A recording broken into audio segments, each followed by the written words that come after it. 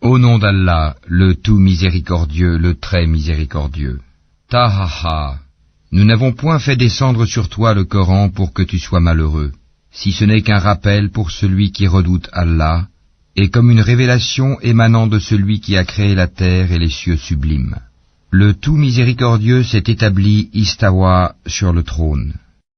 À lui appartient ce qui est dans les cieux, sur la terre, ce qui est entre eux, et ce qui est sous le sol humide. Et si tu élèves la voix, il connaît certes les secrets, même les plus cachés. Allah, point de divinité que lui, il possède les noms les plus beaux. Le récit de Moïse t'est-il parvenu? Lorsqu'il vit du feu, il dit à sa famille, « Restez ici, je vois du feu de loin, peut-être vous en apporterai-je un tison, ou trouverai-je auprès du feu de quoi me guider. » Puis lorsqu'il y arriva, il fut interpellé. « Moïse, je suis ton Seigneur, enlève tes sandales car tu es dans la vallée sacrée, Touwa. Moi je t'ai choisi, écoute donc ce qui va être révélé. Certes, c'est moi Allah, point de divinité que moi, adore-moi donc et accomplis la salate pour te souvenir de moi. L'heure va certes arriver, je la cache à peine pour que chaque âme soit rétribuée selon ses efforts. Que celui qui n'y croit pas et qui suit sa propre passion ne t'en détourne pas, sinon tu périras. Et qu'est-ce qu'il y a dans ta main droite, ô Moïse? Il dit, c'est mon bâton sur lequel je m'appuie qui me sert à effeuiller les arbres pour mes moutons, et j'en fais d'autres usages. Allah lui dit, jette-le, ô Moïse. Il le jeta, et le voici un serpent qui rampait. Allah dit, saisis-le et ne crains rien, nous le ramènerons à son premier état. Et serre ta main sous ton aisselle, elle en sortira blanche, sans aucun mal, et ce sera là un autre prodige, afin que nous te fassions voir de nos prodiges les plus importants. Rends-toi auprès de Pharaon, car il a outrepassé toute limite. Moïse dit, Seigneur, ouvre ma poitrine, et facilite ma mission, et dénoue un nœud en ma langue, afin qu'il comprenne mes paroles, et assigne-moi un assistant de ma famille, Aaron mon frère, accrois par lui ma force, et associe-le à ma mission, afin que nous te glorifions beaucoup, et que nous t'invoquions beaucoup. Et toi, certes, tu es très clairvoyant sur nous. Allah dit, ta demande est exaucée, ô Moïse.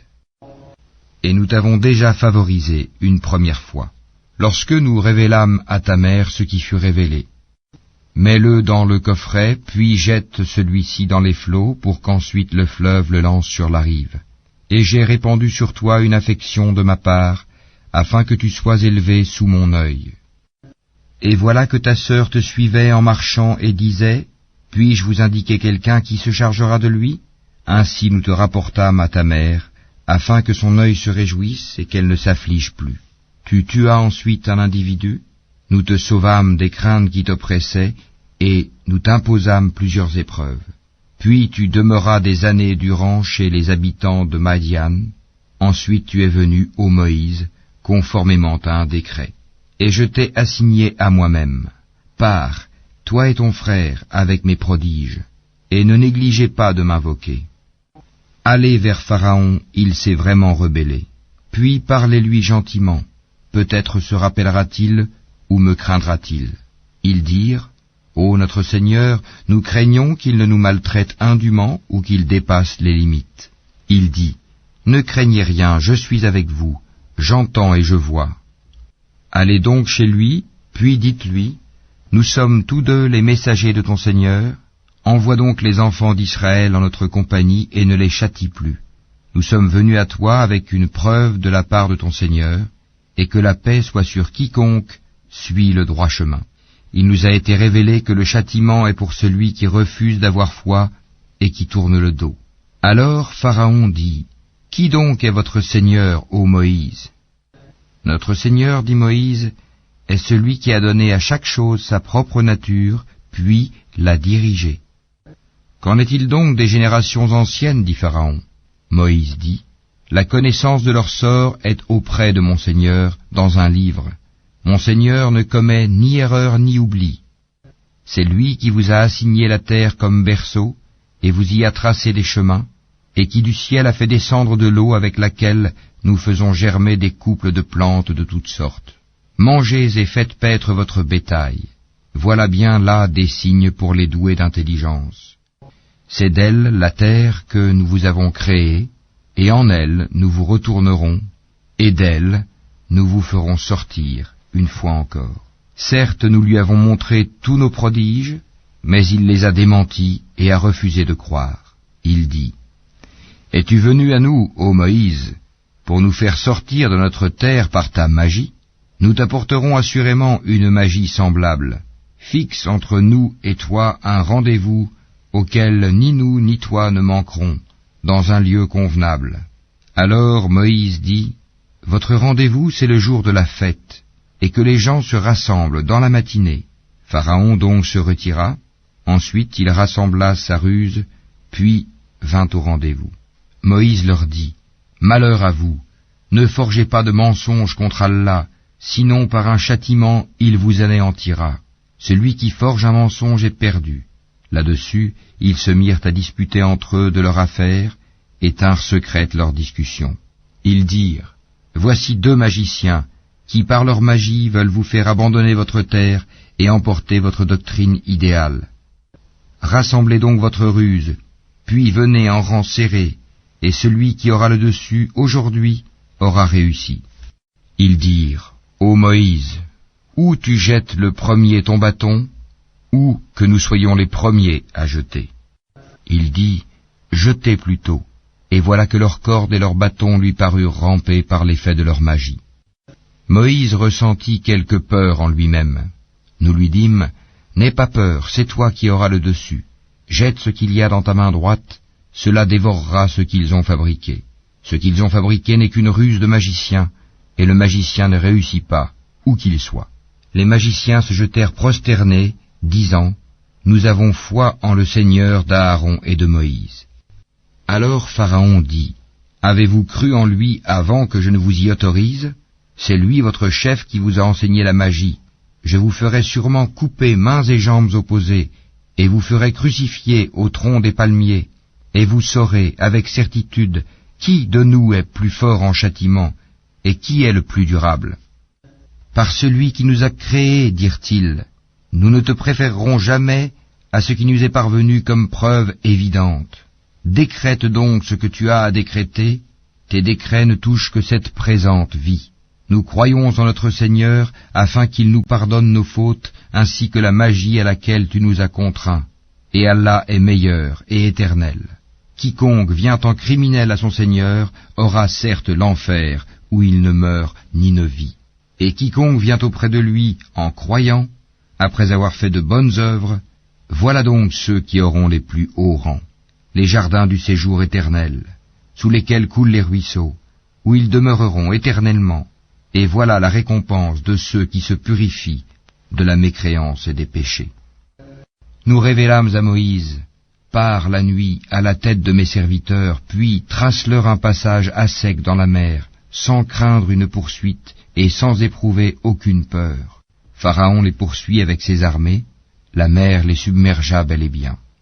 Pharaon égara ainsi son peuple, et ne le mit pas sur le droit chemin. Ô enfants d'Israël, nous vous avons déjà délivrés de votre ennemi, et nous vous avons donné rendez-vous sur le flanc droit du mont, et nous avons fait descendre sur vous la manne et l'écaille.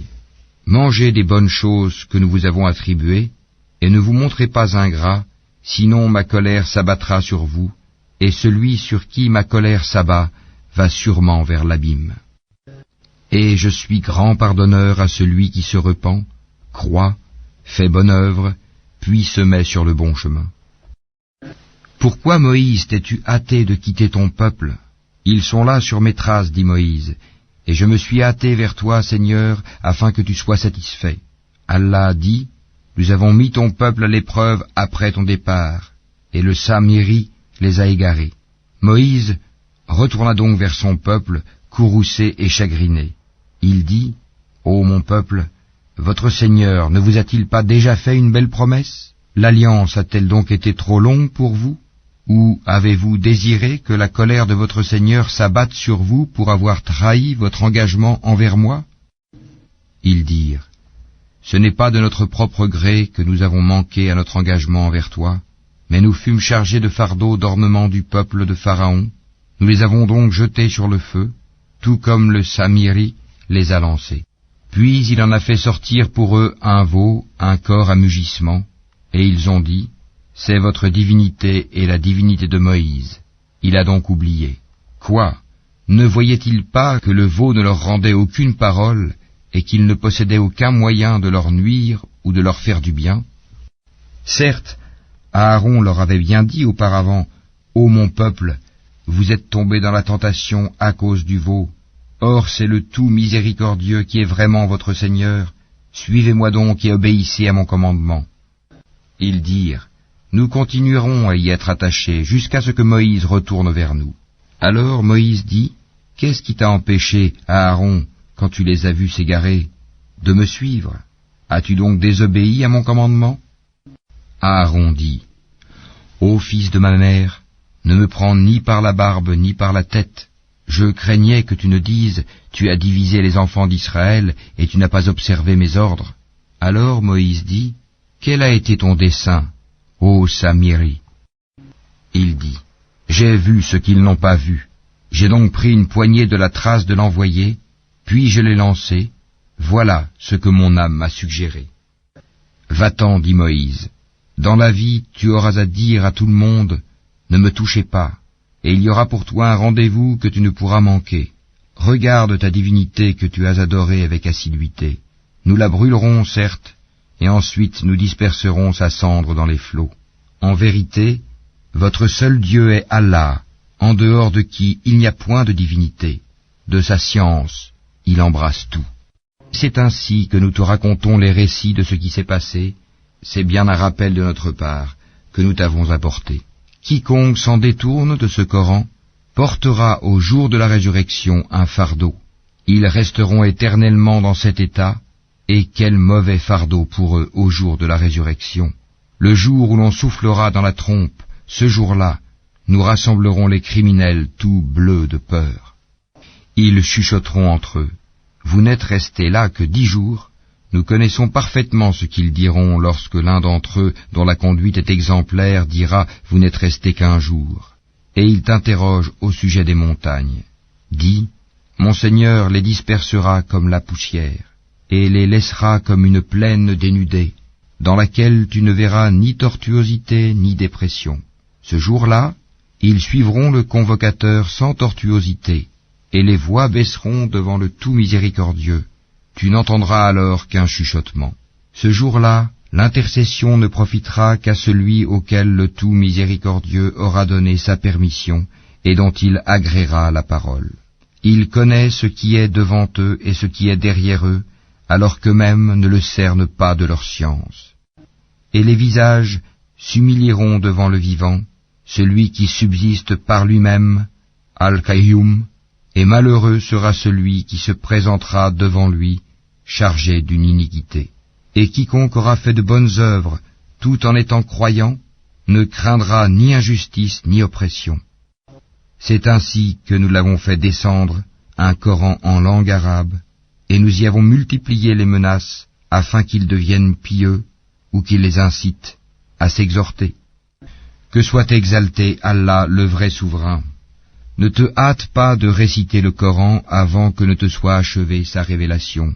Et dis, ô mon Seigneur, accrois mes connaissances. En effet, nous avons auparavant fait une recommandation à Adam, mais il oublia, et nous n'avons pas trouvé chez lui de résolution ferme.